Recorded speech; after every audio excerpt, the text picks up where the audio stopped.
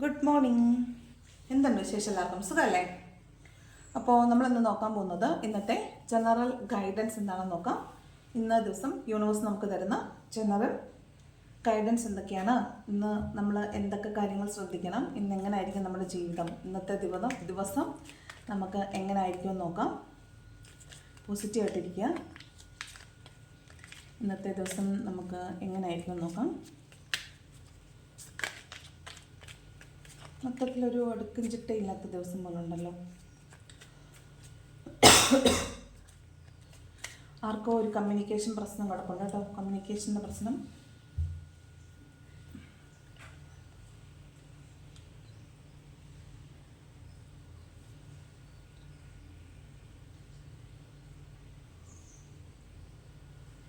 Okay, നമുക്ക് നോക്കാം ഇന്നത്തെ ദിവസം നമുക്ക് എങ്ങനെയുണ്ട്.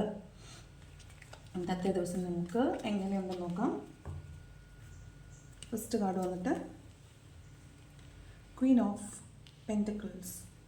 ക്വീൻ ഓഫ് പെൻറ്റക്കിൾസ് ആണ് ഫസ്റ്റ് കാർഡ് വന്നിട്ടുള്ളത്. അപ്പോൾ ഇന്നത്തെ ദിവസം നിങ്ങൾക്ക് ഒരു വെയിറ്റിംഗ് എനർജി ആണെന്നാണ് കാണുന്നത്. നിങ്ങൾ ചിലപ്പോൾ പണത്തിന് വേണ്ടിയിട്ടോ അല്ലെങ്കിൽ ഒരാൾക്ക് വേണ്ടിയിട്ടോ ആയിരിക്കും, അല്ലെങ്കിൽ നിങ്ങൾ കാത്തിരുന്ന ഒരു ജോലി, നിങ്ങൾ ഇൻ്റർവ്യൂ ഒക്കെ കഴിഞ്ഞിട്ട് ഒരു ജോലിക്ക് വേണ്ടി കാത്തിരിക്കുന്നുണ്ടെങ്കിൽ ആ കാത്തിരിപ്പ് തന്നെയാണ് ഇന്ന് നിങ്ങൾ അതിനു വേണ്ടി കാത്തിരിക്കുന്നു എന്നാണ്. ഇന്ന് ഭയങ്കരമായിട്ട് അത് കിട്ടുമെന്നൊരു പ്രതീക്ഷയോ അല്ലെങ്കിൽ അതിന് നിങ്ങൾക്ക് ചെയ്യാവുന്നതിൻ്റെ ഏറ്റവും പരമാവധി നിങ്ങൾ ചെയ്തിട്ടുള്ളൊരു കാര്യമായിരിക്കും. അപ്പോൾ അതിന് വേണ്ടിയിട്ട്, അതിൻ്റെ ഫലത്തിന് വേണ്ടിയിട്ട് നിങ്ങൾ കാത്തിരിക്കുന്നതായിട്ടാണ് കാണുന്നത്. ഫിനാൻഷ്യലി സ്ട്രഗിൾ ചെയ്തിട്ടുള്ള ആളുകളാണെങ്കിൽ അതിനു വേണ്ടിയായിരിക്കും, അല്ലെങ്കിൽ ഒരു വ്യക്തിക്ക് വേണ്ടിയിട്ടായിരിക്കും, അല്ലെങ്കിൽ നല്ലൊരു ജോലിക്ക് വേണ്ടിയിട്ടായിരിക്കും. വെയിറ്റിംഗ് എനർജി എന്നാണ് കാണുന്നത്. കാരണം നിങ്ങളിത് ഒരുപാട് ആഗ്രഹിക്കുകയും പ്രതീക്ഷിക്കുകയും ചെയ്തിട്ടുള്ളൊരു കാര്യമാണ്. അപ്പോൾ അതിന് വേണ്ടിയിട്ട്, അതിൻ്റെ ഫലത്തിന് വേണ്ടിയിട്ട് നിങ്ങൾ കാത്തിരിക്കുന്നതായിട്ടാണ് കാണുന്നത്. Queen of pentacles.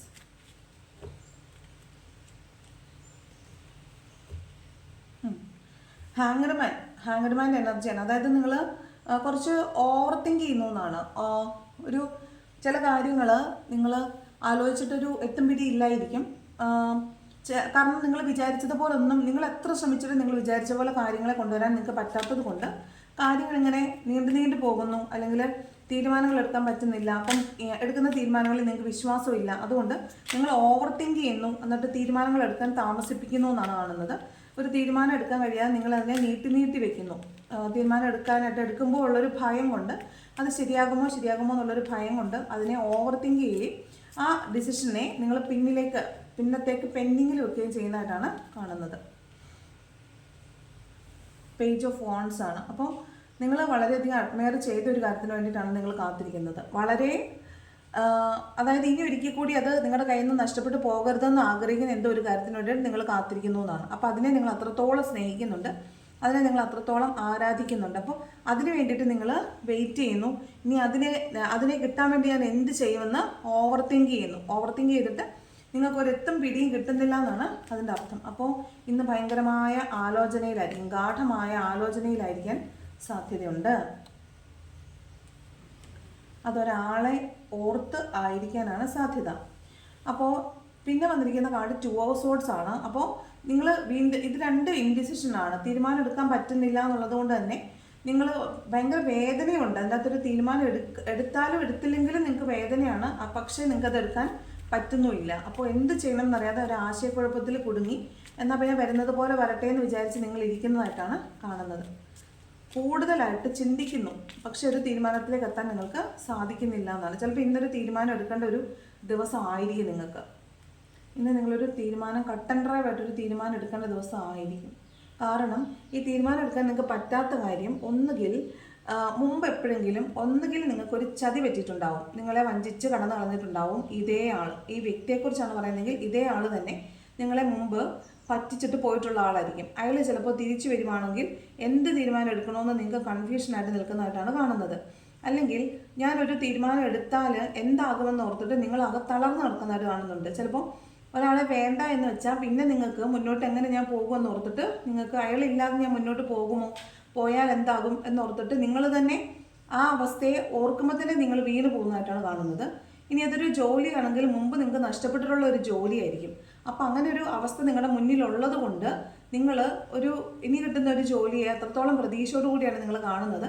അപ്പോൾ അതിന് വേണ്ടിയിട്ട് നിങ്ങൾ എന്ത് ചെയ്യണം എന്നറിയാതെ, കാരണം ഉള്ളത് കളഞ്ഞിട്ടായിരിക്കും നിങ്ങൾ നിൽക്കുന്നത്. ജോലി നഷ്ടപ്പെട്ട ഒരാളാണ് നിങ്ങളെങ്കിൽ ഇപ്പോൾ വന്നിരിക്കുന്ന ഒരു ഓഫർ നിങ്ങൾ വളരെയധികം ആകാംക്ഷയോടുകൂടി ഇരിക്കുന്ന ഒരു ഓഫറായിരിക്കും.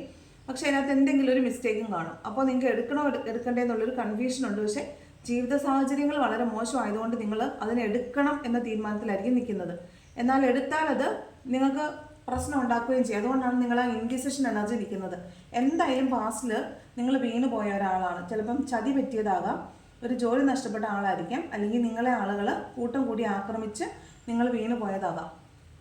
എന്തായാലും നിങ്ങൾ കടബാധ്യതയിൽ പെട്ട് വീണ് പോയ ഒരാളോ, അല്ലെങ്കിൽ വഞ്ചന, അല്ലെങ്കിൽ ഒരു പുറകിൽ നിന്നൊരു കുത്തു കിട്ടി, അല്ലെങ്കിൽ വഞ്ചിക്കപ്പെട്ട ആളോ, അല്ലെങ്കിൽ ജോലി നഷ്ടപ്പെട്ട ആളോ ആയിരിക്കാൻ സാധ്യതയുണ്ട്. ജോലി നഷ്ടപ്പെട്ട ആളാണെങ്കിൽ ആ ജോലിക്ക് വേണ്ടിയാണ് കാത്തിരിക്കുന്നത്. ഒരു വഞ്ചനയിൽപ്പെട്ട ആളാണ്, ഒരു പേഴ്സൺ നിങ്ങളെ വഞ്ചിച്ചു പോയതാണെങ്കിൽ ആ പേഴ്സൺ തിരിച്ചു വരുമ്പോൾ എന്ത് തീരുമാനം എടുക്കണമെന്ന് അറിയാതെയാണ് നിങ്ങൾ നിൽക്കുന്നത്. ഇനി അതല്ല, വീടൊക്കെ നഷ്ടപ്പെട്ട കുറച്ച് ആളുകളെയും കൂടെ അവിടെ കാണുന്നുണ്ട്. കടബാധ്യത മൂലം വീടോ നിങ്ങളുടെ സ്ഥാപനങ്ങളൊക്കെ നഷ്ടപ്പെട്ടു പോയ ഒരു കൂട്ടം ആളുകളെ കാണുന്നുണ്ട്. അപ്പോൾ അവിടെയും നിങ്ങൾക്ക് ഇനി എന്തൊരു പുതിയ സ്റ്റെപ്പ് എടുക്കുമെന്ന് ഓർത്തിട്ട് നിങ്ങൾക്ക് തീരുമാനം എടുക്കാൻ പറ്റാതിരിക്കുന്നതായിട്ടും നിങ്ങൾ ഭയങ്കരമായിട്ട് വേദനിക്കുന്നതായിട്ടും കാണുന്നുണ്ട്. ഓക്കെ, ഇതിലേതാണ് നിങ്ങളുടെ സാഹചര്യം എന്ന് വെച്ചാൽ അതിനനുസരിച്ച് എടുക്കുക. നിങ്ങൾ എന്തായാലും ഇന്ന ദിവസം തീരുമാനം എടുക്കാൻ പറ്റാതെയാണ് നിൽക്കുന്നത്. നിങ്ങളുടെ സാഹചര്യം എന്ത് തന്നെയായാലും നിങ്ങൾക്ക് ഇന്ന ദിവസം തീരുമാനം എടുക്കാൻ പറ്റുന്നില്ല എന്നുള്ളൊരു പ്രശ്നത്തിൽ നിങ്ങൾ ആശയക്കുഴപ്പത്തിലിരിക്കുന്നതായിട്ടാണ് കാണുന്നത്.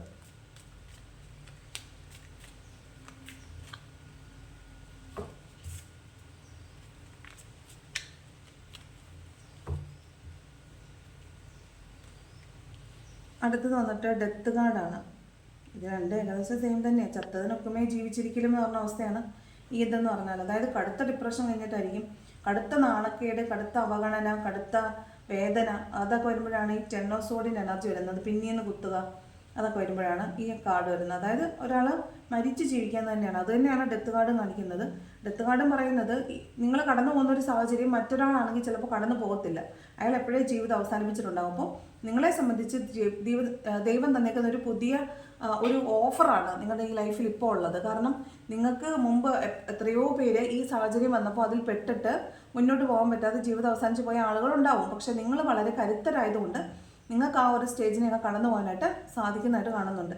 പിന്നെ ഇവിടെ ഡെത്ത് കാർഡ് വരുമ്പോൾ നിങ്ങൾക്ക് ചിലപ്പോൾ ഈ ഭയങ്കരമായ ഡീപ്പ് ഡിപ്രഷനിലിരിക്കുന്ന ആളുകൾക്ക് ഒരു സൂയിസൈഡൽ ടെൻഡൻസി ഒക്കെ മനസ്സിൽ തോന്നുന്നുണ്ടായിരിക്കും.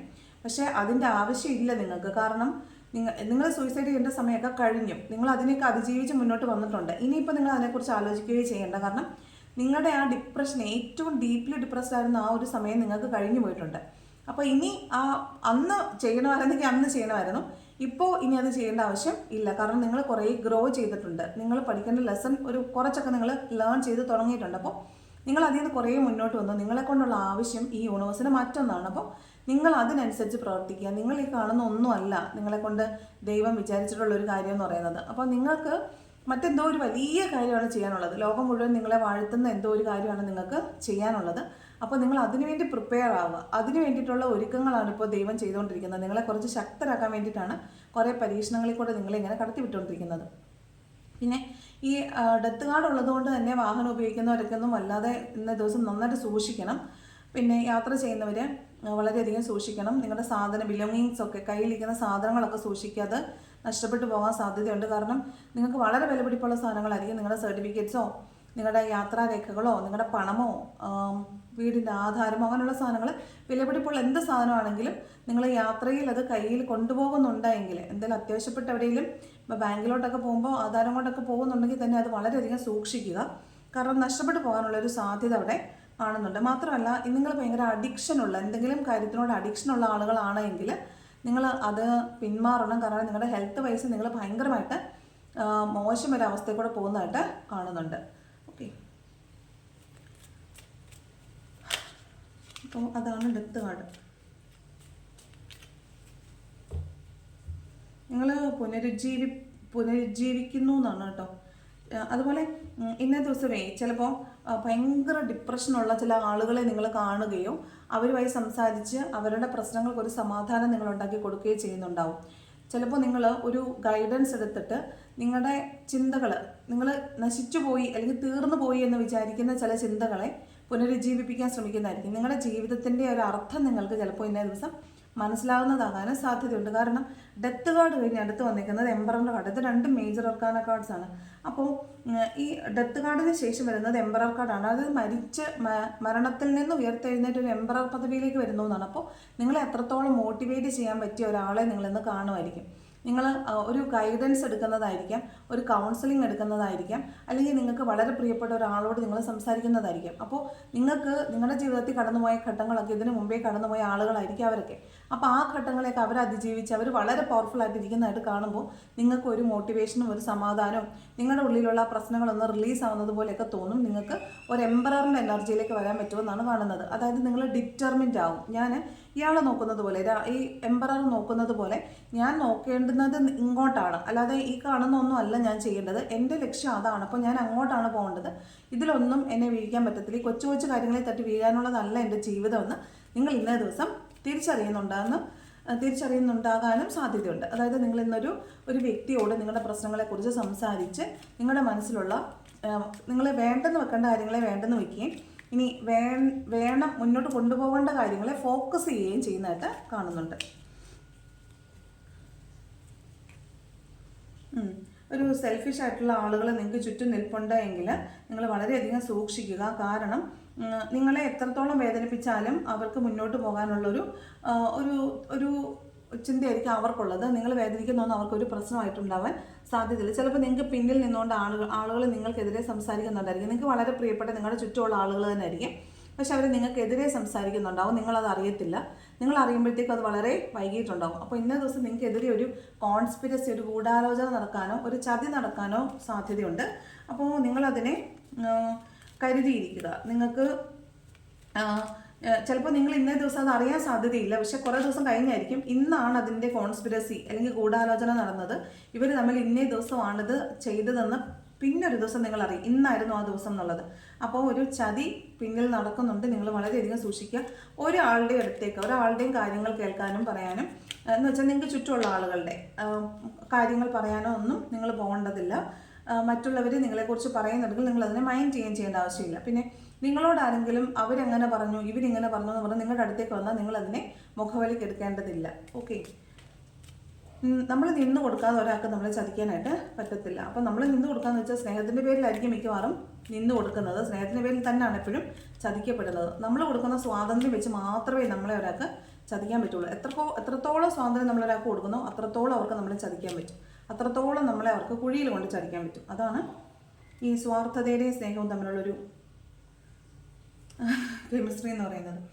ഈ വിദേശത്തേക്കൊക്കെ പോകാൻ വേണ്ടിയിട്ട് വെയിറ്റ് ചെയ്യുന്ന ആളുകളാണെങ്കിൽ നിങ്ങൾക്കുള്ള കപ്പൽ വരുന്നുണ്ടെന്നാണ് കേട്ടോ. നിങ്ങളുടെ യാത്രാ ബാനോ നിങ്ങളുടെ പാസ്പോർട്ടിലോ വിസയിൽ എന്തെങ്കിലും കംപ്ലൈൻറ്റോ അല്ലെങ്കിൽ എന്തെങ്കിലും ടെക്നിക്കൽ ഇഷ്യൂസ് കാരണമൊക്കെ നിങ്ങൾ കുറേ നാളായിട്ട് നിങ്ങളുടെ വിസയ്ക്ക് വേണ്ടിയിട്ട് വെയിറ്റ് ചെയ്യുകയാണെങ്കിൽ ആ വിസ ഇന്ന് പ്രോസസ്സിങ് കഴിഞ്ഞ് നിങ്ങൾക്ക് കിട്ടാനായിട്ട് സാധ്യതയുണ്ട്. നിങ്ങൾക്ക് പോകാനുള്ള കാര്യത്തിന് കൺഫർമേഷൻ ഇന്ന ദിവസം കിട്ടാൻ സാധ്യതയുണ്ട്. അല്ലെങ്കിൽ വിദേശത്ത് നിങ്ങൾ ജോലിക്കാണ് പോകുന്നതെങ്കിൽ ആ ജോലി കൺഫർമേഷനോ, പഠിക്കാനാണ് പോകുന്നതെങ്കിൽ സ്കോളർഷിപ്പോട് കൂടിയുള്ള ഒരു നിങ്ങൾക്ക് എൻട്രിയോ അവിടെ നിങ്ങൾക്ക് പോസിബിൾ ആണെന്നുള്ള കാര്യം നിങ്ങൾക്ക് ഇന്ന ദിവസം അറിവ് കിട്ടുന്നുണ്ടാവും. പണത്തിന് വേണ്ടിയിട്ട് വെയിറ്റ് ചെയ്യുന്ന കുറേ ആളുകളെ കണ്ട് പണത്തിന് വേണ്ടി ആയിരിക്കാം ചിലപ്പോൾ നിങ്ങൾ ചെയ്തിട്ടുള്ള പ്രവൃത്തിയുടെ ഫലം എന്തു തന്നെയായാലും അതിന് വേണ്ടിയിട്ട് നിങ്ങൾ കാത്തിരിക്കുന്നതായിട്ടാണ് കാണുന്നത്. അത് മോസ്റ്റ്ലി പണമാണെന്ന് തോന്നുന്നു. പണത്തിന് വേണ്ടി കാത്തിരിക്കുന്ന കുറേ ആളുകളായിരിക്കും ഇവിടെ ഉണ്ടാവുന്നത്. ചിലപ്പോൾ അവിടെ കാരണം ക്വീൻ ഓഫ് പെൻറ്റക്കിൾസ് ഉള്ളത് കൊണ്ട് ചിലപ്പോൾ പണം തന്നെ ആവാൻ സാധ്യതയുണ്ട്. അല്ലെന്നുണ്ടെങ്കിൽ ഒരു വ്യക്തിയായിരിക്കും അതിന് വേണ്ടിയിട്ട് വെയിറ്റ് ചെയ്യുന്നതായിട്ടും കാണുന്നുണ്ട്. അപ്പോൾ ഇന്ന് 2 കാർഡുകൾ നമുക്ക് വെയിറ്റിങ്ങിൻ്റേതായിട്ട് വന്നിട്ടുണ്ടായിരുന്നു. അപ്പോൾ ഒരു കാർഡും കൂടി എടുക്കാം. അപ്പോൾ ഇന്ന് തീരുമാനം എടുക്കാനായിട്ട് കഷ്ടപ്പെട്ടിരിക്കുന്ന ആളുകൾ ഇന്നേ ദിവസം നിങ്ങൾ തീരുമാനം എടുക്കണ്ട. അവിടെ വന്നിരിക്കുന്നത് 4 ഓഫ് സ്വോർഡ്സിൻ്റെ എനർജിയാണ്. അപ്പോൾ നിങ്ങൾ ഇന്നേ ദിവസം റെസ്റ്റ് എടുക്കുക. അതിനെക്കുറിച്ച് ആലോചിച്ചത് മതി. നിങ്ങൾ ഓൾറെഡി കുറേ ആലോചിച്ചല്ലോ. അപ്പോൾ നിങ്ങൾ ഇനി എന്ത് ചെയ്യണം, അതിനെ ഒന്ന് മനസ്സിനെ ഒന്ന് ശാന്തമാക്കി വെക്കുക. അപ്പോൾ നല്ല തീരുമാനങ്ങൾ, നന്നായിട്ട് പ്രാർത്ഥിക്കുക.